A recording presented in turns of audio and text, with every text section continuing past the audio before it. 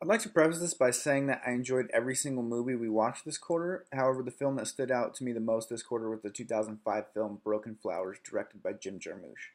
The film is about a rich aging bachelor, Don Johnston, played by Bill Murray, who appears to have had many flings in his life, but nothing that sticks. One day, he receives a letter from an anonymous former lover telling him that he does in fact have a son, and he gets encouraged by his next door neighbor and friend Winston to narrow down the identity of the four potential women and then embark on a journey to go and talk to them and figure out who indeed is the mother of his child. Even before seeing the film, I knew odds were I was probably going to like it because it stars Bill Murray. But what I really enjoyed about the film was Jim Jarmusch's use of color and or mise en scene and sound to push the narrative forward. The theme of pink representing love, or at least Don's relationship to women, is used in almost every scene in the movie. The mysterious woman writes the letter on pink stationery, and much to Don's chagrin, almost every woman he visits has some element of pink in their setting. That really makes it hard for him to figure out who the mother is. In Don's house, when he's alone by himself, the lighting in the room is very dark, casting shadows and making all of his furniture look really much darker than it actually is. This symbolizes Don's true loneliness, and at one point, Don is sitting in the dark, and Winston walks in and says, "What's going on in here?" with a really confused face because it seems very depressed. The other example of color is after Don has had several encounters with women, but still does not know who wrote the letter. He walks out onto the balcony of his motel room and glances out into a very gray scene. The sky is comparative to that nice sheet of gray we get up here in the Northwest, and the buildings that he's staring at are gray, and the street directly outside of his room are gray as well. And you can't really look at the scene for more than a few seconds without feeling depressed yourself.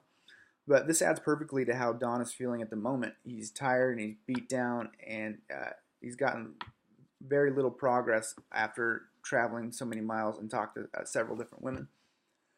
These examples really add to the mise en scene of the film. The text looking at movies describes mise en scene as the elemental system of film that comprises design elements such as lighting, setting, props, costumes, and makeup in individual shots.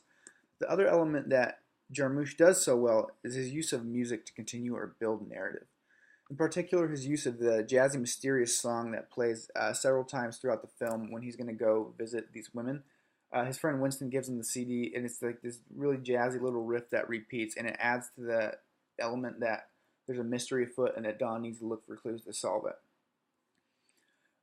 You don't hear the song again after he goes and visits the last woman, Penny, which really is one of the clues that lead you to believe that Penny is indeed the mother of his child. But in other parts of the film, Don is listening to his own music, and it's kind of classy and regal, and so that's used to contrast when he has encounters with other characters later in the film. One really good example of this is when he goes to ask Penny, or he's seeking out Penny, and he needs directions to her house, and he stops a passing van, and they're playing the stoner doom metal song "Dope Smoker" by the band Sleep, and it really shows that he's in like a rougher, more blue collar neighborhood, and it's a setting he's not really used to, and that's where he has his most hostile encounter. Both the mise en scene and the sound elements come together in this film to depict how Don is reliving his old loves. Progressing through the movie, the tone starts to shift from lighter and friendlier to darker and more hostile. This film is an excellent example of Jarmusch exploring the idea of nostalgia and how we tend to remember the good parts of our past, but things do not really always remain how they once were.